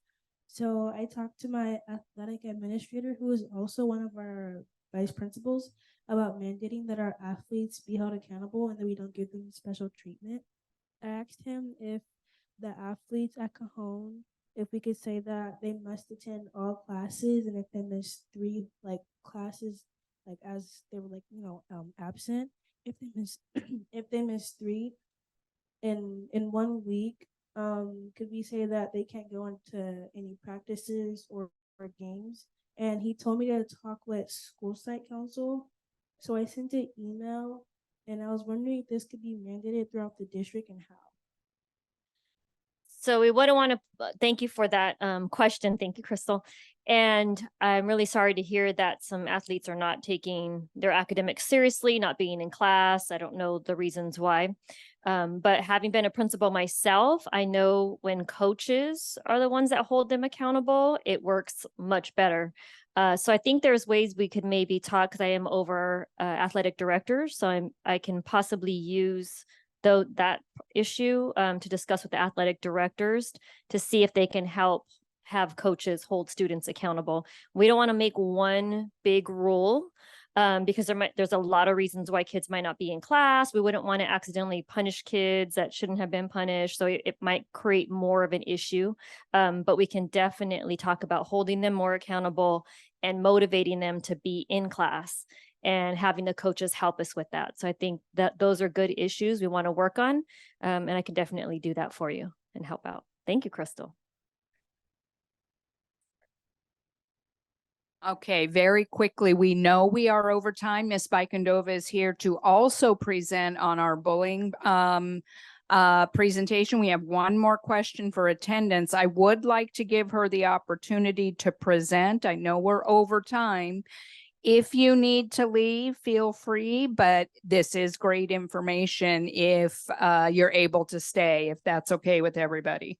We have asked her to postpone and come today, so if it's okay, we're going to continue. Last question on attendance, and then we're going to go on to bullying.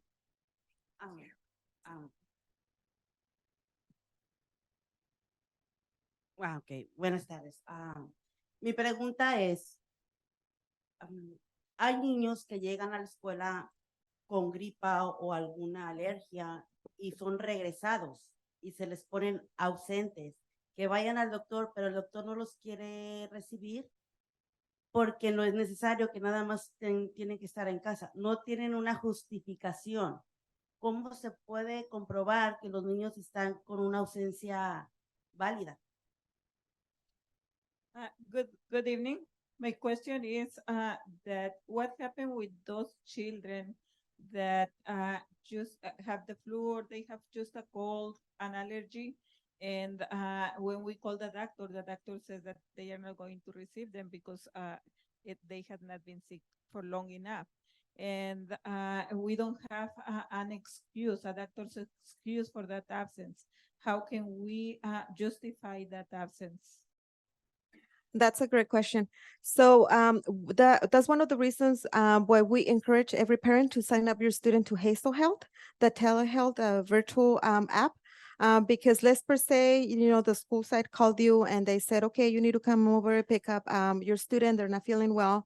Of course, the doctors sometimes don't have same day appointments available. So it would be a perfect time to log in your student to Hazel Health. The telehealth physician or designee, whoever might be attending to those students there, will go ahead and send that information over to the health aid office at the school site. So through that, that check-in through Hazel Health, and then the information being sent back to the health aid office, then we can see that there was a legitimate absence. Yeah. Okay. Yo trabajo en una escuela como voluntaria y he visto que Ben Hazel les da la consulta, los tienen la excusa para ese día que lo vio la consulta y lo mandan. Y los papás regresan diciendo que el doctor no los pudo ver y que no puede ir el niño porque no los aceptan con calentura. Entonces es igual, o sea, no pueden tener una justificante para más días. I work as a voluntary at a school, and I've used that Hazel Health, and sometimes the doctor cannot accept them because they don't have fever, and they can have an excuse for one day. What happened when they are sick more days? As long as the student is not entered on a mandatory attendance contract, the absence should be excused. Yeah. Thank you. Okay, there's nothing like being at the end of the night when we're running late. But let me try to keep your attention.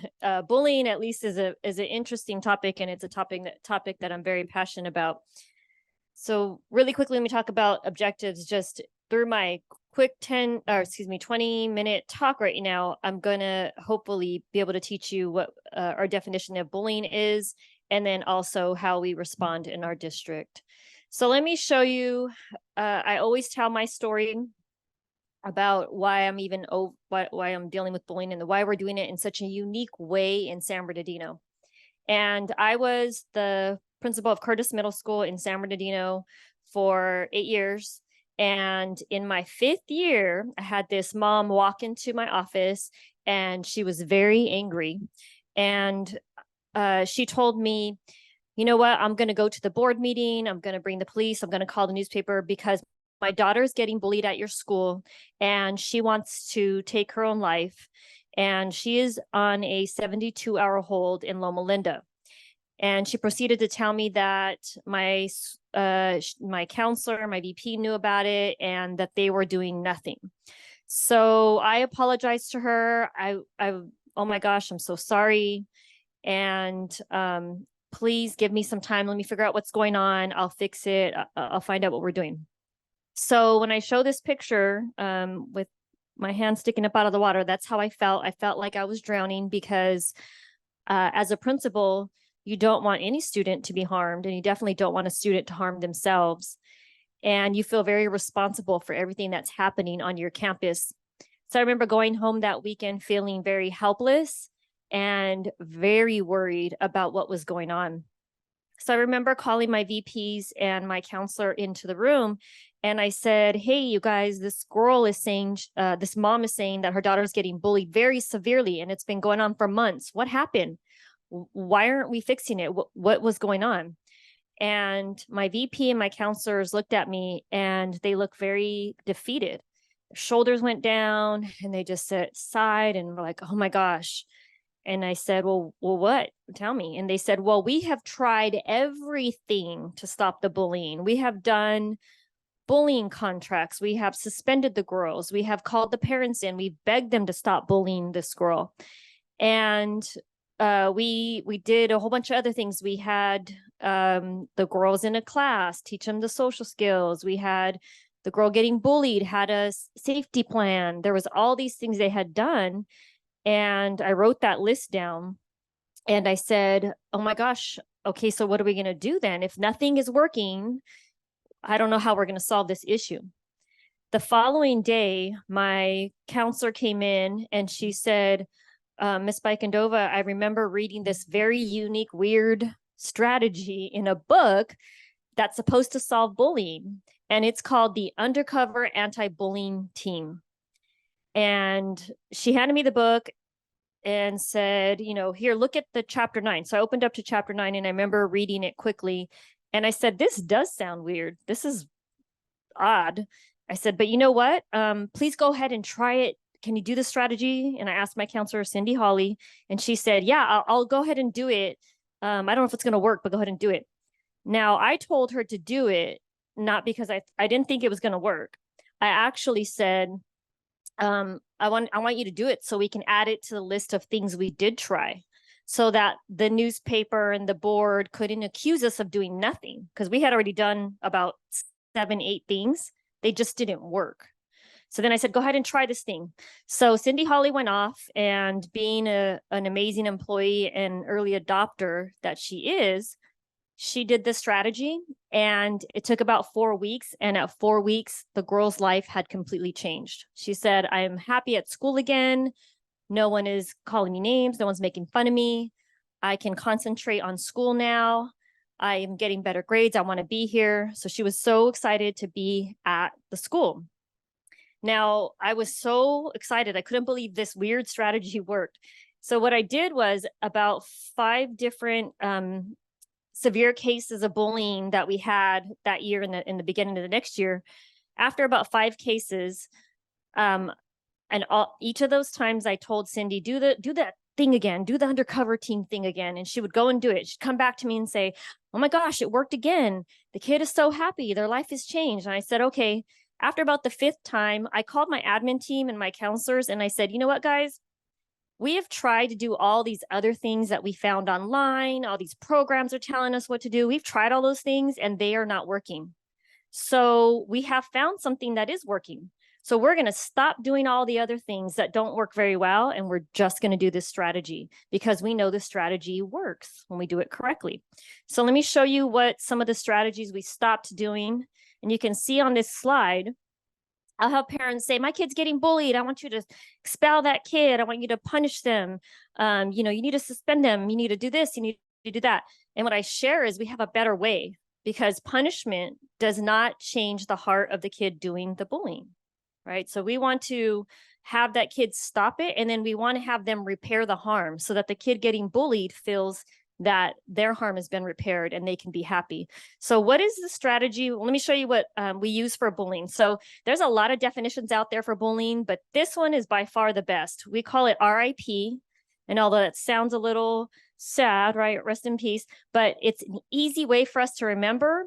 And so the R stands for repeated or pervasive. So we say, are the things happening to this kid, are they repeated over time, or was it one incident that was so bad that caused a lot of bullying?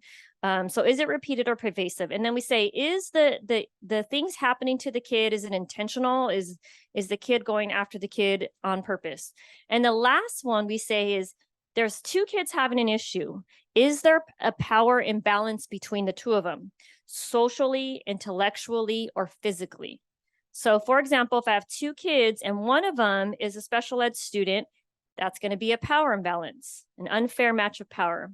You might have two kids and one of them has social skills, maybe not as social as the other kids, has maybe one friend, and the other kid has very popular, has like 10 friends. That might be a power imbalance, unfair match.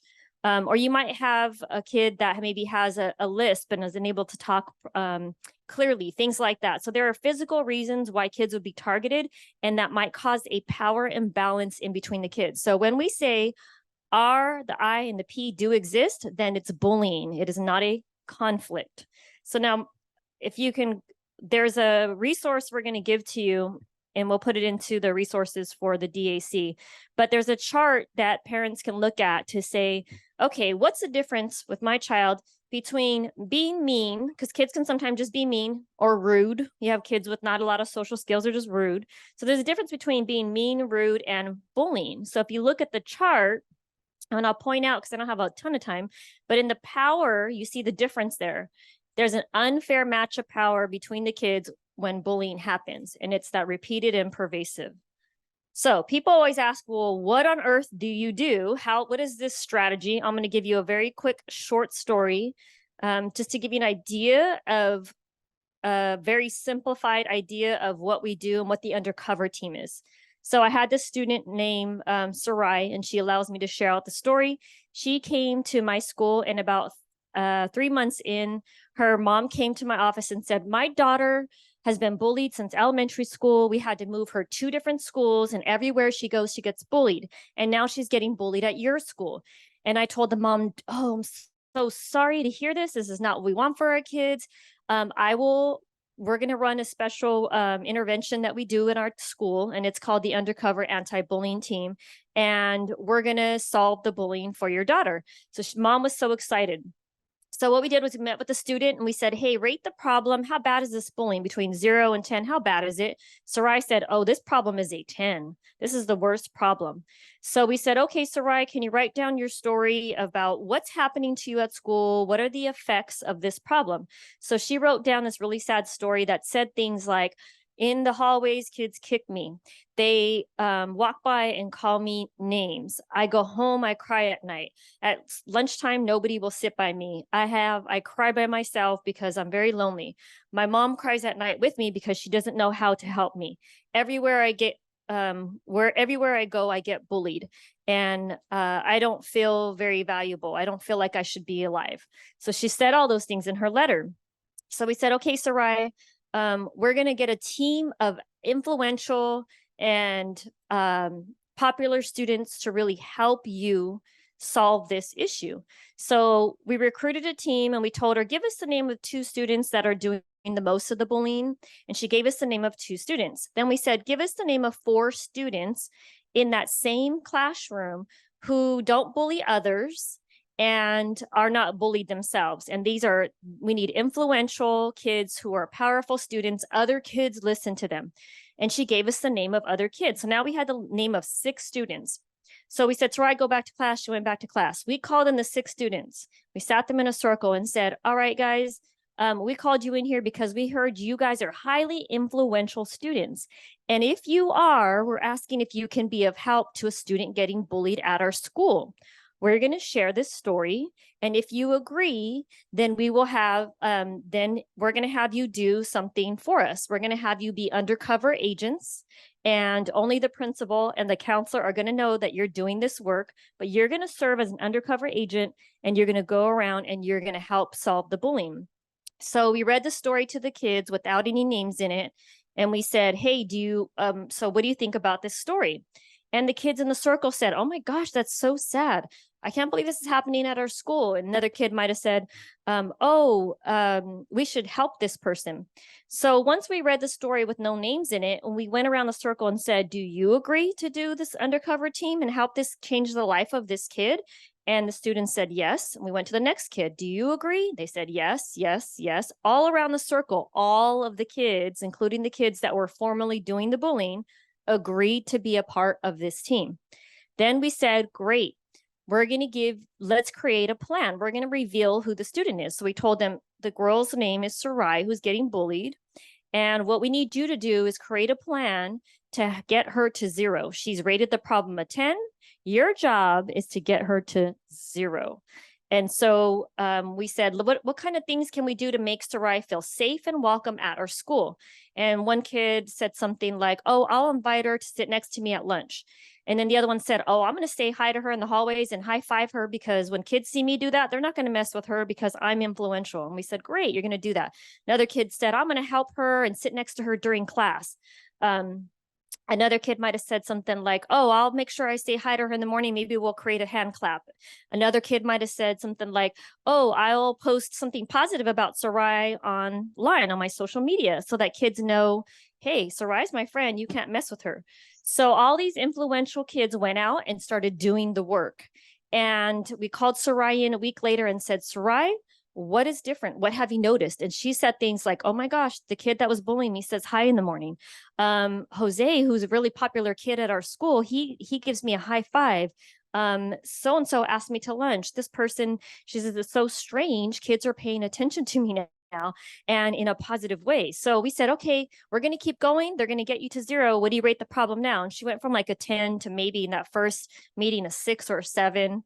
And so the kids kept going. We called the kids in and said, hey, guess what? Sarai said it's now, the problem is a 6. Good job. What are you going to do to keep going? We got to get her to 0. So they just kept adjusting the plan and supporting her and making her feel good at school.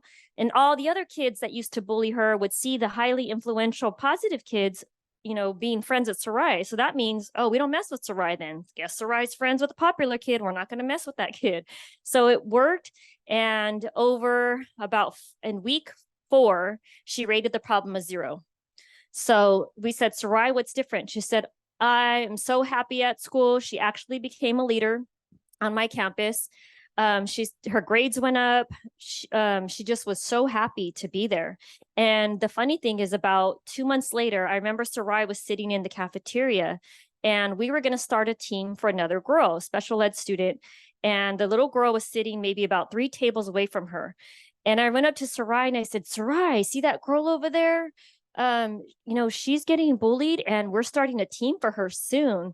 And she goes, where? And I said, the girl over there. And she goes, okay. She grabbed her backpack and she looked at me. She goes, she ain't going to be bullied anymore. She went and grabbed the girl and said, come on, you're coming with me. And so they went outside to go hang out in front of the gym, the gym area. So awesome thing. Sarai was once bullied and she was so empowered by that team and became friends with so many people, and they supported her, that she was able to even turn around and pay it back to others and support other students getting bullied. So it's an incredible process. And I know I had to share that in such a quick and short manner, and I have 5 minutes. So people always ask, I'll show you real quick. People always ask, well, why does this work? And the reason why it works is we're using peer pressure in such a different way. Peer pressure is always usually negative, but we're using it in such a positive way. And it just works when you get the influential, powerful kids to do something very unique. The kids love to be undercover agents. We do this in kindergarten. We do it in middle school. We do it all the way 9th grade. We do it all the way through 12th grade. My team goes out and does this all the time, all over the district. And we are teaching counselors at school sites how to do it themselves, so they don't have to wait for us.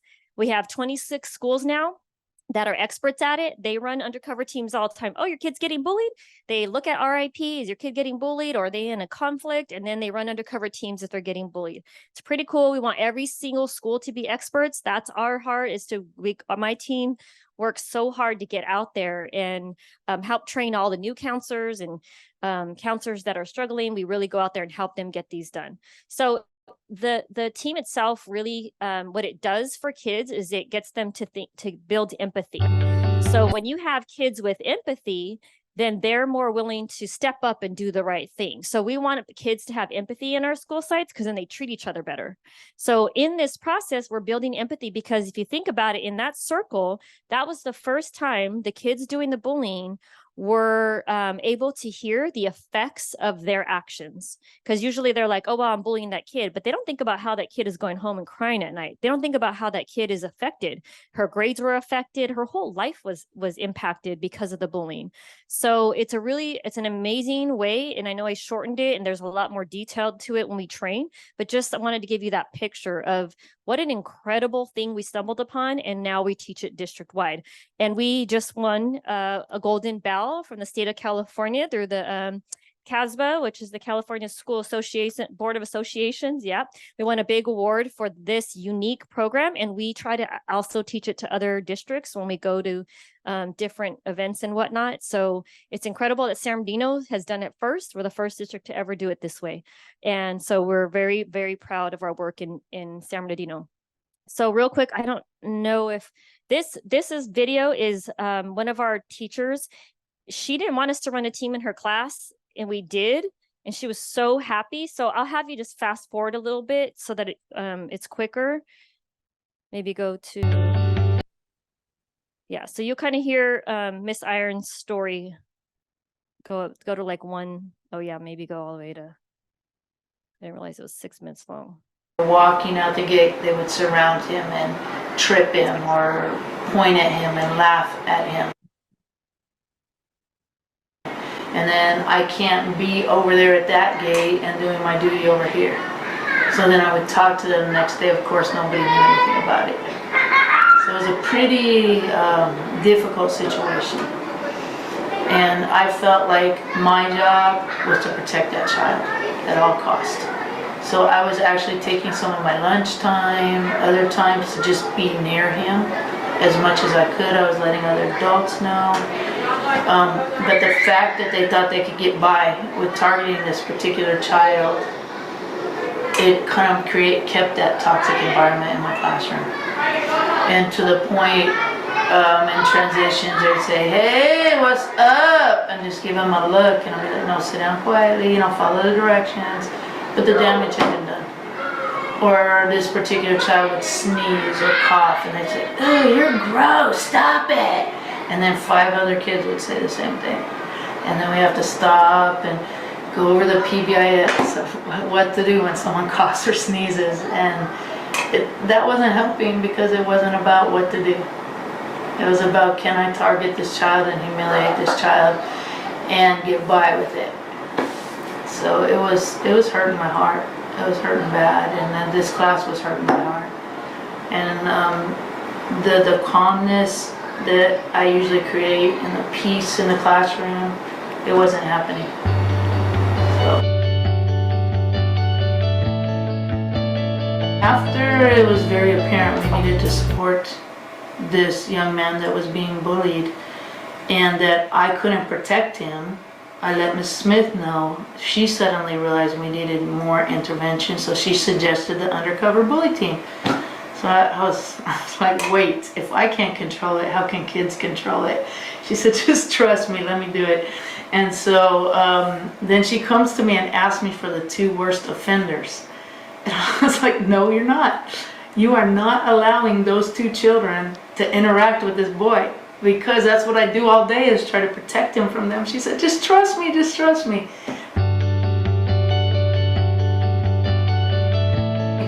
So I trusted the process, and very quickly, like within 2 or 3 days, I noticed a difference.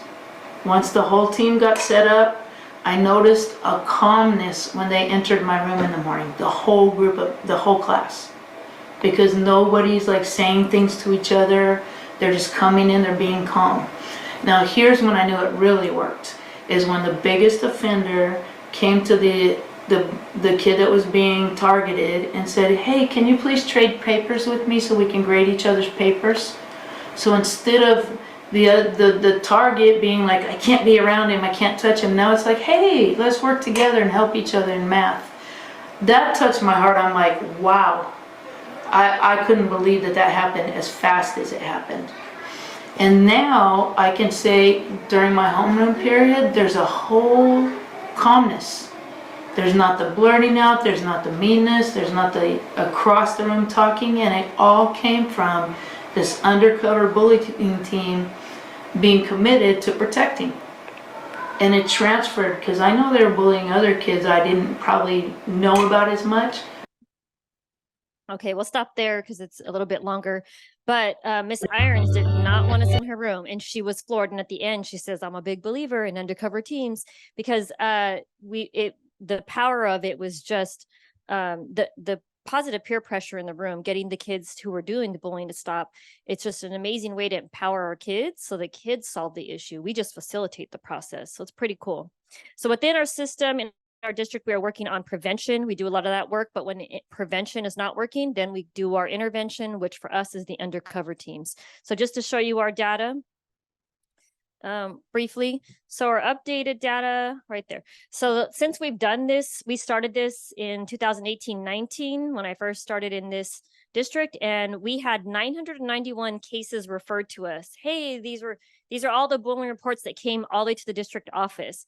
And out of those, 240 cases were actual bullying. The rest of them were either conflicts or behavioral issues or other things. We solved those with other restorative practices that we do in our district. And then we were able to get started 197 undercover teams. And at the time we pulled this data, 183 of them had 100% success rate. So that means that 183 kids rated the problem a 0. And we had 33 in progress at that time. I can tell you all of those 33 ended with a 0 as well now at this time. So we've had a success, 197 teams started and completed. Now you're probably wondering, well, why are there 43 students that didn't have a team? Either they moved away or the parent was, declining. No, I don't want to do that. And we just had a hard time trying to convince them to let us do it. But a lot of them moved away or, moved to a different school or things like that before we could get started. So that's why that number is a little different. And the last thing, if your child's getting bullied, we want to say report it. So one of the best things you can do is report first to the counselor at your school. A lot of them do know how to run the undercover teams. Ask them that. If they don't know how, that's okay. Then they can help you put in the report to the district office, and we will go to the school and help them get it done and teach them as we do it. So either way, either at the school, if you're not feeling you're getting enough help, then put the report in so then we can help you from the district level. So with that takes up my 20 minutes, but I want to thank you guys so much for listening about bullying and our very unique intervention in San Bernardino. Thank you. Let's give Dr. Beikenbauer that huge hand. Thank you so much. We truly appreciate you being here this evening and extending your time for us. Thank you so much. That data is wonderful and that program is working tremendously in our district. Thank you. Last item on our agenda is the approval of our DAC bylaws. You've had them for 2 months now. You've had the opportunity to read through them.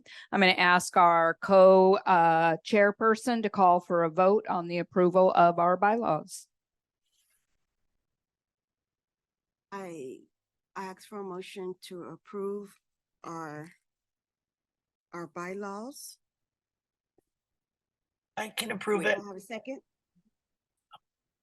Do we have a second? Ms. Cooper has motioned to approve. I second it. Melissa Erickson. Excellent. Thank you, Melissa. And we have a second motion as well with Mr. Moya. So we've got a couple of seconds here. We'll take the first one. All those in favor, please raise your hand here in person. And virtually, please raise your hand in favor of approving our bylaws.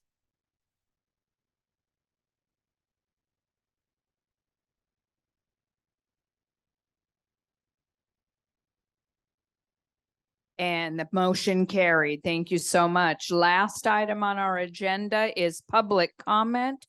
And I'm going to hand it over to our co-chair to make our final public comment as co-chair before she takes her seat as vice chair. I want to thank everybody for tonight and thank you for staying. While we do respect your time, we also want to make sure you are receiving great information. I thank you for all the support that you have given the board throughout this school year. And I want to wish everybody a happy holiday. Excellent. See everybody next year and have a good night. Excellent. Thank you so much. And I believe we have one virtually. Yes, there's one for Dr. Bakendova. The question is, what is the name of the book and program that is being referenced about solution and undercover bullying teams? The mic.